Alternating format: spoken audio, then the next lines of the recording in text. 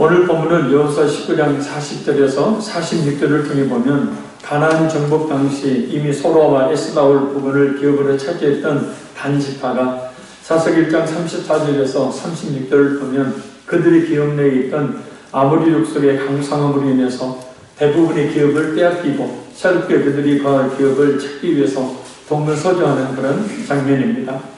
구체적으로 어떤 내용이고 이 말씀을 우리에게 주는 교훈은 무엇인지 이 시간 성령 하나님께서 역사해 주셔서 큰 은혜 받는 귀한 시간이 되기를 바랍니다.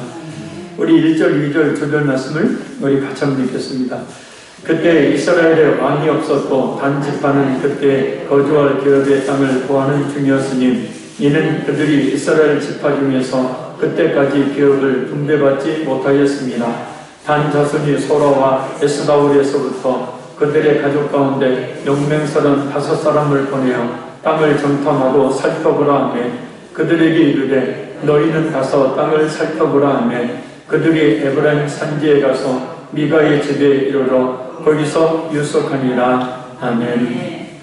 단지파는 거주할 기업의 땅을 구하기 위해서 5명의 용맹스러운 사람들을 뽑아서 그 땅을 정탐하러 보내고 5명의 이 용사들은 블레셋과 아모리의 세력이 강했던 그 평지를 피해서 에브라임 산지로 가던 중에 미가의 집에 머물게 됩니다. 여기서 두 가지 살펴볼 것이 있습니다. 하나는 그때 이스라엘의 왕이 없었다라는 것입니다. 미신적인 우상 숭배로 인해서 종교 타락이 한창일 때 이스라엘에는 정치적으로 또 사회적으로 또 그리고 도덕적으로 강력한 이 구심점이 없었음을 가리킵니다. 그때 이스라엘의 왕이 없었다라는 이 상황은 자기 소견에 오른 대로 행하였다라는 말과 함께 사사기의 주제를 이루고 있습니다. 이스라엘의 왕이 없으므로 결국 이스라엘 백성들이 자기 편리한 대로 또 자기가 생각하기에 적당하게 또 자신들이 원하는 대로 신앙생활을 했음을 말합니다. 이스라엘의 왕이 없었다라는 말은 모든 문제의 시작이 되어집니다. 물론 이후에 왕이 세워지고 난 뒤에도 그 왕 때문에 많은 문제들이 생기기도 하지만 말입니다. 진정한 리더의 부재, 그래서 공동체 의원들에게 올바른 길을 가도록 하는 통로가 없었다라는 것입니다. 양들에게 목자가 없는 것과 같기 때문입니다. 목자 없는 양을 한번 생각해 보시기를 바랍니다. 어떻게 될지 말입니다. 그래서 이스라엘 백성들이 뿔뿔이 흩어진 양떼들처럼 자기 편리한 대로 자기 생각하기에 적당하게 또 자기들이 원하는 대로 신앙생활을 했던 겁니다. 그래서 바른 지도자가 필요합니다. 특별히 영적 공동체인 교회는 더더욱 그렇습니다. 그리고 성도들은 항상 말씀을 통해 가는 길로 가르쳐 이끄는 인도하는 교회의 지도자의 인도를 잘 따라야 합니다. 그래야 자신은 물론 교회 공동체가 하나님께서 원하시는 바른 신앙, 바른 길을 갈 수가 있기 때문입니다. 자기 편리한 대로 자기가 생각하기에 적당하게 또 자신들이 원하는 대로 신앙생활을 할 것이 아니라 가르침을 잘 받아 따를 때 바른 길을 갈 수가 있기 때문입니다. 할렐루야. 다른 하나는 단지파가 거주할 기업의 땅을 구하고 있다는 점입니다. 여호수아 19장 40절에서 48절을 보면 사실 단지파는 가나안 정복 이후에 여호수아와 엘르아살의 죽음 전에 제비를 뽑아서 자기들의 기업을 이미 배정받았었습니다. 그러나 그들은 사사기 1장 34절에서 35절 언급되어 있듯이 아모리 족속의 압박과 사사기 13장 언급되어 있듯이 블레셋 족속의 압력에 의해서 기업으로 받은 땅에 정착하지 못하고 동쪽에 있는 베냐민과 에브라임 지파의 땅에 섞여 살고 있었습니다.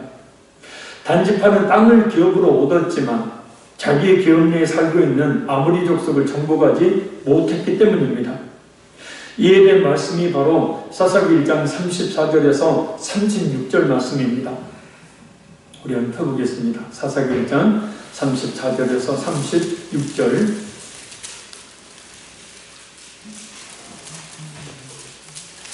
사사기 1장 34절에서 36절 우리가 같이 한번 읽겠습니다.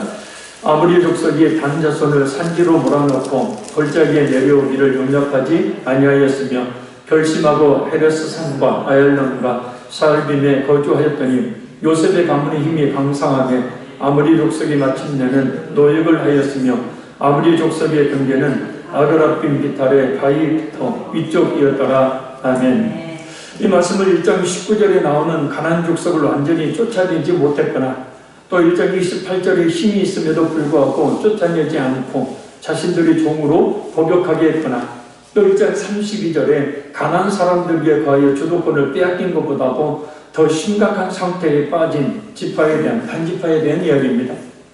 가나안 족속을 정복하기는커녕 그들 가운데 거하지도 못하고 오히려 그들에 의해서 산지로 쫓겨납니다. 후에 요셉 지파가 강성해지자 아므리 족속을 하여금 노역을 하게 만들었지만 이 아므리 족속의 경계는 아그라빔 비탈의 바위부터 위쪽이었다라. 곧 아므리 족속이 이스라엘 경내에 그대로 남아있었다는 거예요. 아므리 족속은 단자손을 산지로 몰아넣고 골짜기에 내려오기를 용납하지 아니하였다. 비참한 모습이죠. 이 단지파가 말씀이 불순종한 결과, 적당하게 타협한 결과가 어떤 것인지를 잘 알 수 있게 하니 말입니다. 단지파는 이스라엘 12지파 중에서도 결코 수가 적은 지파가 아니었습니다. 두 번째 인구조사를 했던 민수기 26장을 보면 르벤 지파가 43,700명, 시몬 지파가 22,200명, 갓 지파가 44,500명, 유다 지파가 76,500명, 이사갈 지파가 64,300명, 스불론 지파가 65,500명, 므낫세 지파가 52,700명, 에브라임 지파가 32,500명, 베냐민 지파가 45,600명, 단 지파가 64,400명, 아설 지파가 53,400명, 납달 지파가 45,400명이었습니다. 단 지파는 그 수가 유다 지파 다음으로 많은 64,400명이나 되었어요. 얼마든지 아므리 족속을 물리칠 수 있었다는 거예요. 더군다나 하나님의 능력을 믿었다면 아무리 강한 아므리 족속이라 할지라도 물리칠 수 있었습니다. 그런데 오히려 단지파는 아므리 족속에게 비참하게 산악지대로 쫓겨다니는 신세가 되고 말았어요. 왜냐하면 영어 성경을 보면 이 몰아넣고라는 말을 이 confined라는 말을 써요. 이 말은 감금하다라는 말이에요. 그러니까 아므리 족속이 단지파를 산악지대에 감금하다시피 몰아넣어놓고 평지로 내려오는 것을 허락받아야 할 정도로 비참한 적이 너에게 만들어버렸다는 거예요. 바로 이것이 하나님의 말씀을 무시하는 결과, 현실에 안주한, 현실과 타협하는 적당함이라는 결과가 나온 겁니다. 비단 이 결과는 단지파 한 지파의 문제로 끝나지를 않아요. 사사기 2장부터 전체에서 벌어지는 모든 이스라엘 전쟁과 싸움의 대상이 바로 이 물리치지 못한 가나안 족속들이기 때문입니다. 민수기 33장 55절에 미리 이렇게 말씀하시죠. 너희가 만일 그 땅의 원주민을 너희 앞에서 몰아내지 아니하면 너희가 남겨둔 자들이 너희의 눈에 가시와 너희의 옆구리에 찌르는 것이 되어 너희가 거주하는 땅에서 너희를 그럽게 할 것이요. 아멘. 그러니까 물리쳐야 되는데 물리치지 않았어요. 몰아냈어야 되는데 충분히 힘도 있고 하나님의 능력을 의지했다면 얼마든지 승리할 수 있는데 그렇게 하지 않았어요. 타협했습니다. 아므리 족속과 그냥 전쟁에 나가 싸우는 것보다는 그들과 타협해서 적당하게 어느 정도의 땅 안에 그냥 살고 있는 것에 만족했다는 거예요. 이 무서운 결과를 낳은 겁니다. 그래서 우리에게 있는 죄악들을 과감하게 우리 속에서 쫓아내야죠. 우리에게 있는 불신앙을 쫓아내야 합니다. 우리에게 있는 교만을 버려야 되고 우리에게 있는 부정적이고 악한 생각들을 버려야 합니다. 욕심 인치한 지 죄를 낳고 죄가 장사한 지 사망을 낳느니라. 특히 현실에 안주하는 현실과 타협하는 적당한 신앙생활을 정말 버려야 합니다. 그럼 어떻게 쫓아내야 할까요? 회개하는 거죠. 그 불신을, 그 불신앙을, 죄악을, 교만을, 불의적이고 악한 생각들을 그 욕심을, 그 미움과 시기와 질투, 이 다툼을, 분쟁을 우리 마음속에 그와 같은 것들이 있게 되어지면 반드시 이런 결과가 나타나요. 마귀가 가만히 있겠습니까? 그거 갖고 결국은 사망의 결과, 너 죽고 나 죽자, 사망의 결과까지 가게 만들어요. 근데 뭔 놈은 자존심이 그렇게 센지 내 속에 있는 것들을 죄악이 있으면서도 그것을 버리지 못함으로 말미암아 결국은 그 결과는 고스란히 자신에게 돌아오게 됩니다. 무엇보다도 우리가 이 단지파를 통해서 우리가 쫓아낼 것은 뭐냐면 현실에 안주하는, 현실과 타협하는 게으름과 나태함으로 표현되는 적당한 신앙생활을 철저히 회개하고 쫓아내야 합니다. 그렇지 않으면 그것들이 우리 자신의 눈과 옆구리를 찌르는 가시가 되어서 계속해서 괴롭힐 것이기 때문입니다. 할렐루야. 자, 이런 배경 속에서 늦게나마 단집하는 그 땅을 차지하기 위해서 이렇게 5명의 정탐꾼을 파견하는 겁니다.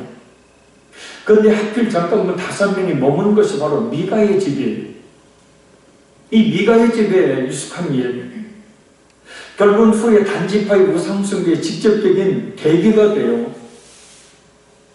어떤 사람을 만나느냐가 중요하다. 그죠?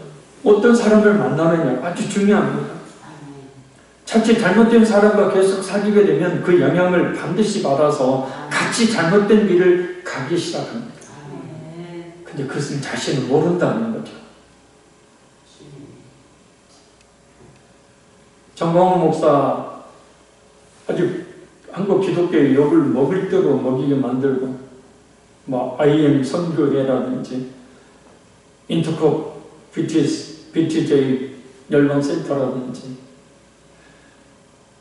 욕을 가면 예수 믿는 사람이라고 말하기가 창피할 정도로 기독교가 그렇게 되어버렸어요.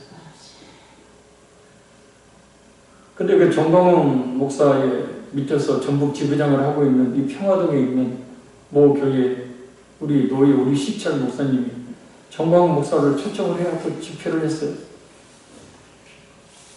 경찰이 찾아가고 난리가 나요. 지역에 또 욕을 먹이고 한 번 빠지니까요. 그 사람은 옳은 사람이다. 선지자고 깨어있는 지도자고 맹목적으로 쫓아가는 거예요. 옳다고 여기면 쫓아가는 겁니다. 파울 요제프 괴밀사라는 사람이 있었어요. 독일 나치 시절 히틀러의 부하죠. 선전선동의 제1인자로 불릴 정도로 그의 선전선동은 능했습니다. 그가 이런 말을 했어요. 나에게 한 문장만 달라. 누구든지 범죄자로 만들 수 있다. 100%의 거짓보다는 99%의 거짓을 반박하려면 수십 장의 문서와 증거가 필요하다. 그리고 그것을 반박하려고 할 때면 사람들이 이미 선동에 당해 있다. 그러니까 여기서 100% 거짓말인데도요. 자꾸 사람들에게 이야기하다 보면 그것이 뭐예요? 사람들에게 이미 선동되어서 진실로 받아들이게 된다는 거예요. 그러니까 어떤 한 사람, 잘못된 사람 한 사람의 이야기를 계속 듣게 되면 그 사람 말이 옳아요. 다른 사람 이야기는 들리지도 않는 거죠. 괴멸스의 이런 선전선동은 거의 대부분의 독일 국민들을 속여서 2차 세계대전을 일으켰고 600만 명 이상 유대인들을 학살하게 만들었죠. 아무리 거짓말을 하더라도 계속해서 사실처럼 이야기하고 듣다 보면 결국 그 거짓이 어느 순간 진실이 되어버리는 거예요. 그러니까 정광훈 목사는 잘못된 목사가 아니에요. 선지자예요. 깨있는 자예요. 이 나라 민족을 위해 일하는 자예요. 거짓을 사람들이 진실로 믿어버리는 겁니다. 이런 일들이 우리나라에 참 많이 행해지고 있죠. 특히 정치인들의 괴멸세적인 선동적인 말들이 많은 국민들을 속이고 있습니다. 잘 분별해야 합니다. 그리고 사람 잘 만나야 됩니다.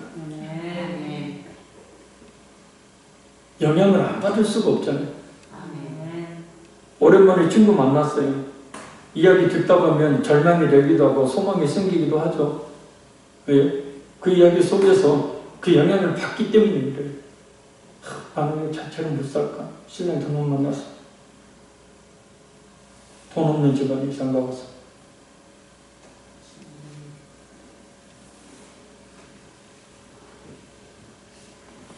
미가의 집에 들어감으로 말하면 이 5명이 겪은 반지파를 말입니다. 우상숭배 전체 빠뜨려버려요. 분명히 그들은 여호와 신앙을 가졌는데 여호와 신앙이 아니라 우상을 숭배하는 신앙이었다니까요. 그렇게 만들어버렸어요. 왜 하필 미가의 집이었을까? 아무튼 이 5명의 정탐꾼들은 미가의 집에 이르러 미가의 집에 제사장으로 있는 레위 청년을 만납니다. 자, 우리 3절에서 6절까지 읽겠습니다.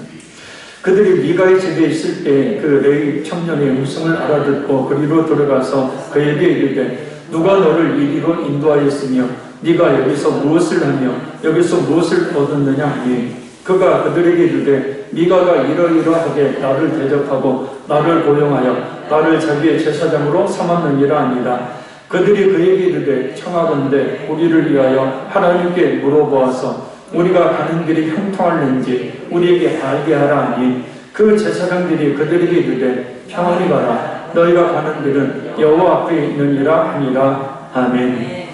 미가의 집에서 레위 청년을 만난 정탐꾼들은 레위 청년의 음성을 알아듣고 곧 이 에브라임 지파와는 다른 억양을 가지고 있었던 레위 청년의 말을 들은 거예요. 분명히 전라도를 갔는데 경상도 말하는 사람이 있는 거예요. 쉽게 말하면. 그래서 왜 여기에 왔고 또 무엇을 하고 있고 무엇을 얻었느냐라고 묻죠.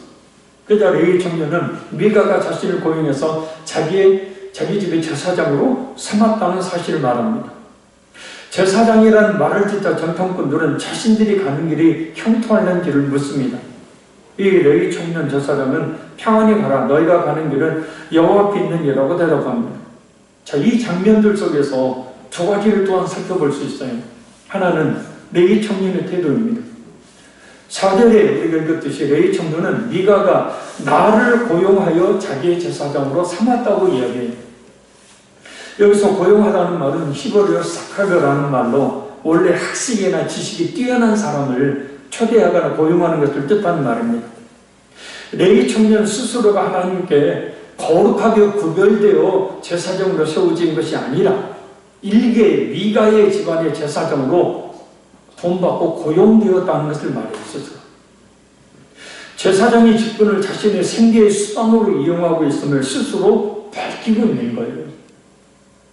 미가의 경우도 그렇고 레위 청년도 그렇고 그들의 이러한 행위는 하나님의 이름으로 불의의 열매를 거두려고 하는 행위입니다. 더욱이 레위 청년은 정탐꾼들의 신탁 요청에 대해서 곧 하나님의 뜻이 뭔가 물어보고 답을 달라는 거죠.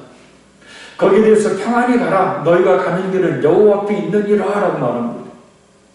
이 레위 청년은 정탐꾼들이 분명 성공할 것이라는 축복을 해주고 있는 거예요. 여호와 이름으로. 사실 그들의 정탐은 27절과 28절을 보면 성공하는 것처럼 보입니다. 그러나 결국 단지파는 30절과 31절 말씀처럼 우상을 숭배하는 패역의 길을 걷게 되고 말합니다. 이 레위 청년의 신탁은 분명히 아첨과 거짓이 섞이는 거죠. 레위 청년은 하나님께 제사장으로 대제사장으로 기름부음 받은 적이 없어요. 하나님은 그를 세워주시지 않았어요. 그래서 하나님의 뜻을 물어보고 하나님께서 그 답을 주시지 않아요. 신탁이 없는 자예요. 그런데도 그럴듯한 내용으로 여호와의 이름을 도용하고 있는 겁니다. 이 구약 시대에도 마찬가지고 지금 이 시대에도 마찬가지죠. 이런 거짓 선지자들이 많은 것. 예레미야 23장 16절 17절 말씀입니다. 만군의 여호와께서 이와 같이 말씀하시되 너희에게 예언하는 선지자들의 말을 듣지 말라. 그들은 너에게 헛된 것을 가르치나니 그들이 말한 묵시는 자기 마음으로 말미암는 것이요 여호와 입에서 나오는 것이 아닙니다. 항상 그들이 나를 멸시하는 자에게 이르기를 너희가 평안하리라 여호와의 말씀이니라 하며 또 자기 마음이 완악한 대로 행하는 모든 사람에게 이르기를 재앙이 너희에게 임하지 아니하리라 하였느니라. 그러니까요, 저도 설교하고 있는 설교자지만 강단에서 선포되는 말씀이 하나님한테 하나님을 멸시하는 자에게 이를 평안하리라. 바르게 신앙생활을 하지 못하고 있는 사람들에게 평안할 것이다 이야기하는 거예요. 이 거짓 선지자의 말이라는 거예요. 자기 마음이 완악한 대로 행하는 모든 사람에게 이를 재앙이 너에게 임하지 아니하리라. 그러니까 악한 죄악을 저지르고 살고 있는 그런 성도들을 향해서 설교를 할 때 재앙이 임하지 아니하리라 이야기하는 것, 이것이 바로 거짓 선지자가 하는 얘기고, 그것은 하나님의 음성이 아니고 거짓 선지자의 마음에서 나오는 것이다. 진짜 깨어있는 선지자라면, 그죠? 깨어있는 영적 지도자라면 성도의 신앙생활을 바르게 하는지 바르게 하지 못하는지 알 거 아닙니까? 그러면 평안을 빌고 재앙이 임하지 아니하리라 이렇게 이야기할 것이 아니라 바른 신앙을 회복하기를 말해줘야 되고 회개를 촉구해야 되고 신앙을 더 하나님 앞으로 나오게 만들어줘야 되는 것이 이게 참된 선지자의 사명 아니겠습니까? 근데 자신이 하나님 앞에 신탁을 받은 적도 없고 제사장도 세움 받은 적도 없는 이 레위 청년은 거짓으로 흔히 할 수 있는 축복, 평안하리. 하나님이 너희들과 함께 하리라.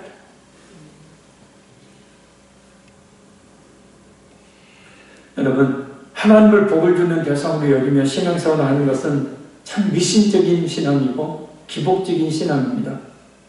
하나님께서 어떤 분이신지를 전혀 모르는 신앙의 행위입니다. 물론 하나님께서 복을 주시는 것은 분명하지만 중요한 것은 그것만을 목적으로 하나님의 이름을 부르며 신앙생활하는 것은 분명히 하나님께서 원하시는 다른 신앙이 아닌 잘못되어도 한참 잘못된 신앙생활입니다. 하나님을 복을 받기 위한 수단으로, 하나님을 성공을 위한 수단으로 이용하지 말아야 합니다.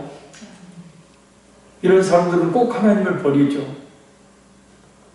하나님은 그런 신앙의 대상이 결코 아니시기 때문입니다. 우리는 오직 우리를 구원해 주신 하나님 한 분만으로 그 자체만으로 만족하며 기쁘고 즐거워하는 진실한 신앙을 가져야 합니다. 묵묵히 그 말씀에 순종하는 삶을 살기를 힘쓰는 신앙 말입니다. 누가 봐라. 아무리 많은 사람들이 옳다고 많은 사람들이 그 길을 가든 오직 우리는 하나님의 말씀이 뭐라고 하고 있는지를 분별하고 그 말씀에 따라 그 길을 가야 된다. 다른 하나는 5명의 정탐꾼들의 태도입니다. 이들의 모습 또한 그들의 신앙이 얼마나 타락했는지를 알 수 있어요. 이 5명의 정탐꾼들은 한 집안의 제사장의 레위 청년에게 하나님과 하나님의 섭리가 어떤 것인지에 대해서 신탁을 요청해요. 그들이 얼마나 무지한지를 알 수 있습니다. 지금 레위 청년이 섬기고 있는 것은 하나님이 아니라 우상이었어요. 미가가 만들어 놓은, 그 어머니가 만들어 놓은 우상 앞에서 신탁을 하고 있는 거예요. 그런데 그럴까 상관없이 오직 하나님의 뜻이 무엇인지를 묻습니다. 누구를 위해서요? 자신을 위해서요. 자신들을 위해서요. 그들이 비록 하나님, 엘로힘이라는 이름을 말하기는 하지만 어디까지는 미신적이고 기복적인 행위를 보이고 있는 거예요. 그리고 우리가 가는 길이 형통하는지 우리에게 알게 하라.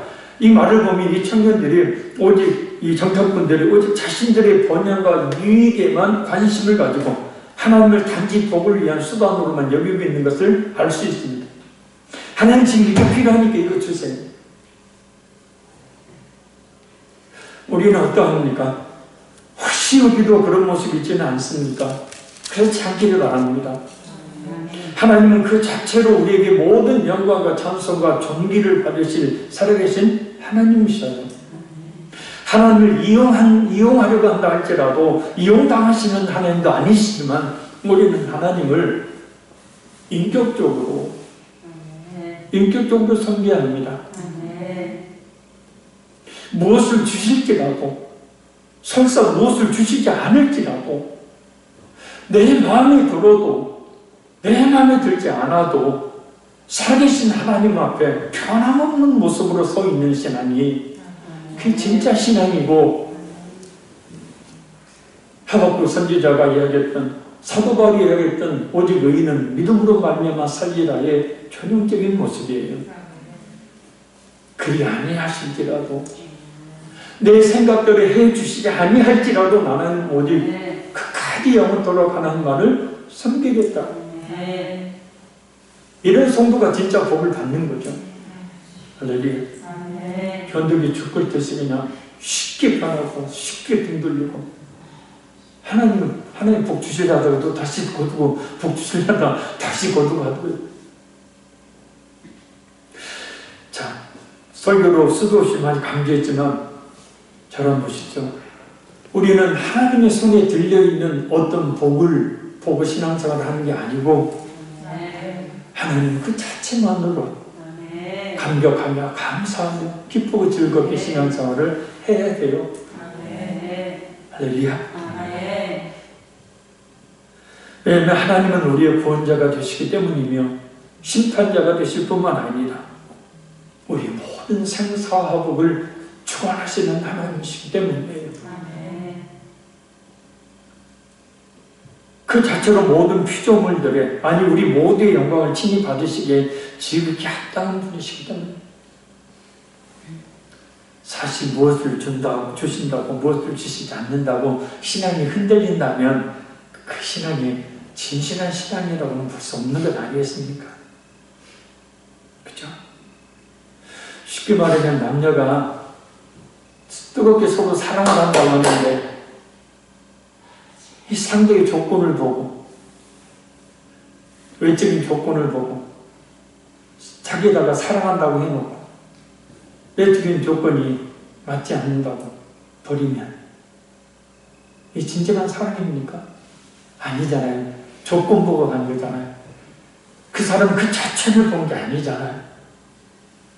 우리 역시도 하나님에 대한 바른 신앙의 모습을 가지고, 자, 지금 이 코로나19로 인한 전 세계적인 환란이 1억 명 가까이 되었죠, 드디어. 이런 환란 속에서 무엇보다도 우리의 신앙이 진실한 신앙인지를 더욱더 돌아봐야 될 줄 믿습니다. 자, 이제 7절 읽겠습니다.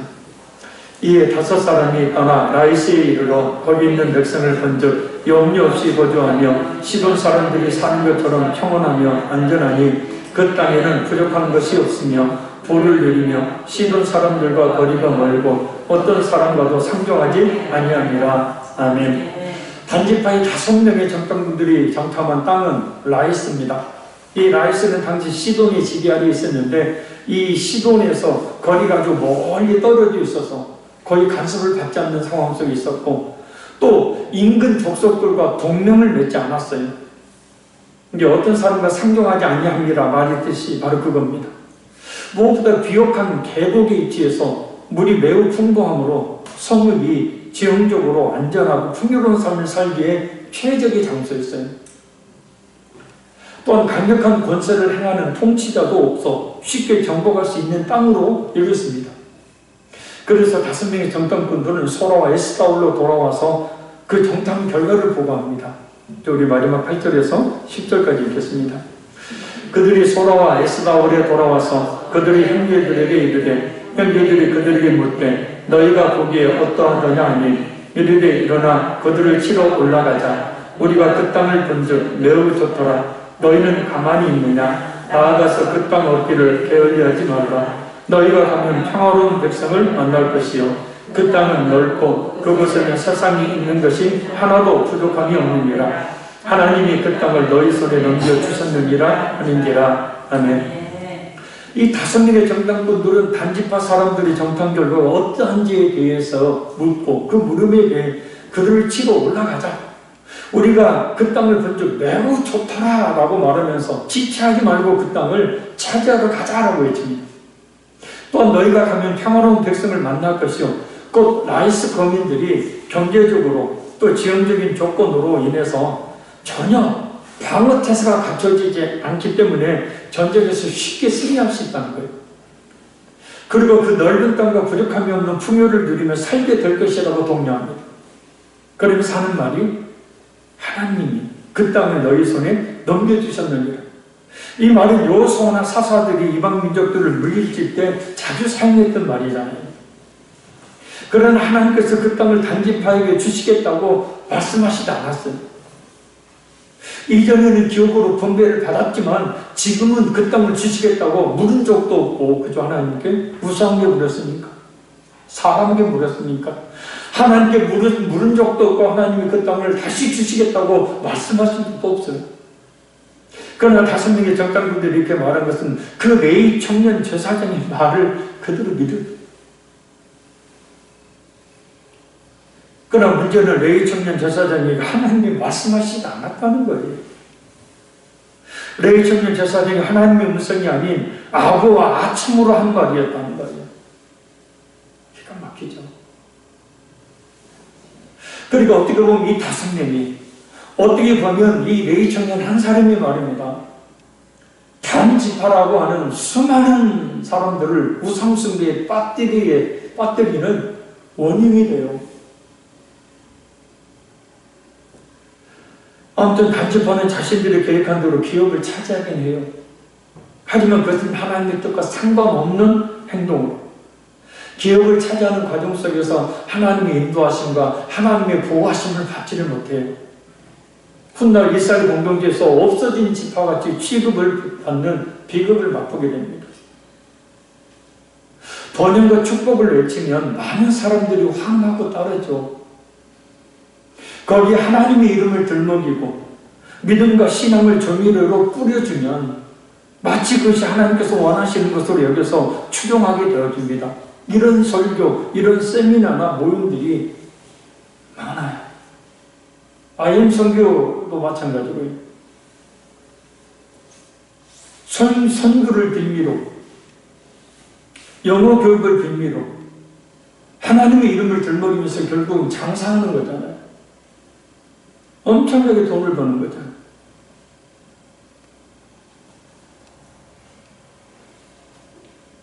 이런 신앙이 바로 앞에서 언급했던 괴멸시적인 선동이에요. 선동. 저도 무거운 책임감을 느낍니다만은 성도들이요 잘 분별할 수 있어야 합니다. 할렐루야. 번영과 축복을 외치는 것, 주의 이름으로 번영과 축복만 외치는 것은요 거짓 선지자가 하는 짓이에요. 근데 거기에 많은 사람들이 환호하잖아요. 솔직히 복 받으십시오 여기도 아멘부터 나오잖아요. 그러나 막 회개하라고 하면 안 나오잖아요. 안 그래요? 솔직히 이야기하면 그렇잖아요. 그래서 마치 번영과 축복을 외치고 그 사람들이 환호하게 만들고 또 그것을 하나님의 축복으로 여기게 만들어요. 구약에는 많은 축복이 약속되어 있어요. 근데 신약을 읽어보십시오. 축복에 대한 약속이 그리 많지 않아요. 그렇죠? 무슨 얘기냐면요. 진짜 하나님 한 분만으로 만족하며 진실하게 믿는 믿음을 가진 성도가 되라는 거예요. 그런데 때로는 고난도 겪겠지만 또 하나님은 거기에 따르는 복도 주신다는 겁니다. 어떤 것이 참 신앙인지 잘 분별해야 되는 시대에 우리가 지금 살고 있어요.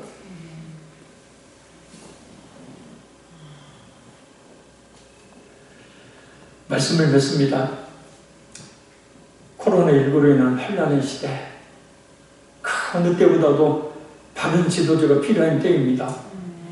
특히 영적 공동체인 교회는 더욱더 그렇습니다.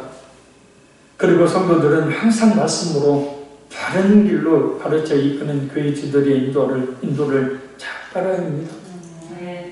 그래야 자신은 물론 교회 공동체가 자기 편안한 대로 자기 생각에 적당하게 자신이 원하는 대로 신앙생활을 하지 않고 하나님이 원하시는 바른 신앙생활을 할 수 있습니다. 단지파가 교만하고 있듯이 우리에게 있는 죄악을, 불신앙을, 교만을, 부정적이고 악한 생각을, 미움시기, 다툼, 분쟁을 특별히 현실에 안주하는, 현실과 타협하는 적당한 신앙생활을 철저히 회개함으로 버려야 합니다. 버리지 않으면 그것이 반드시 나의 발목을 잡습니다. 하나님을 복을 받기 위한 수단으로, 성공을 위한 수단으로 이용하지 말아야 합니다. 하나님은 그 자체로, 존재 자체로 모든 영광과 찬송과 존귀를 받으실 살아계신 하나님이십니다. 무엇을 주실지라도, 설사 무엇을 주시지 않을지라도 살아계신 하나님 앞에 변함없는 모습으로 서야 합니다. 하나님은 바로 우리의 구원자가 되시기 때문이며 심판주가 되실 뿐만 아닙니다. 우리의 모든 생사와 복을 그 손에 쥐고 계신 하나님이시기 때문이에요. 하나님 손에 쥐어져 있는 것에 관심 두지 말고 하나님 그 존재 자체에 관심을 가지고 하나님을 사랑한다면 하나님께서는 이것을 주시겠죠. 마지막으로 예수님의 이름을 들먹이며 번영과 축복을 외치는, 성공을 외치는 사람들을 따르지 마십시오. 그것은 하나님의 뜻이 아닌 선도, 바른 신앙이 아닙니다. 어떤 것이 참 신앙인지를 잘 분별하여 어느 때보다도 필요한 때가 바로 그 지혜가 필요한 때이니 분별력이 있는 신앙생활을 하는 우리 모두가 되기를 간절히 바랍니다. 우리 몇 가지 기도 제목을 가지고 우리 기도하겠습니다. 하나님, 그의 지도자의 말씀으로 바른 길로 가르쳐 이끄는 지도를, 인도함을 잘 따르게 하셔서 내 편리한 대로, 내 생각에 적당하게, 내가 원하는 대로 신앙생활을 하고 하나님이 원하시는 신앙생활을 하게 하여 주옵소서. 내 속에서 결국 나로 하여금 발목을 잡게 만드는 것들 하나님 이 시간 떨쳐버리게 도와주시고, 특별히 현실과 타협하는, 안주하는 적당한 신앙생활을 회개함으로 버리게 없어서 하나님을 복을 받기 위한, 성공을 위한 수단을 이용하지 않게 하시고 그 존재 자체로 감사하며 감격하며 그 앞에 흔들림이 없는 모습으로 서는 진정한 신앙이 되게 하여 주옵소서. 예수님의 이름을 들먹이며 번영과 축복과 성공을 외친 자를 따르지 않게 하시고 이 시대에 참 신앙인이 무엇인지를 깨닫고 하나님 앞에 흔들림이 없는 믿음으로 바로 선 우리 자신들에게 해주시라고 우리 간절히 주여서 몸으로 기도하며 우리의 기도 점을 가지고 우리 주여서 몸으로 기도하겠습니다. 주여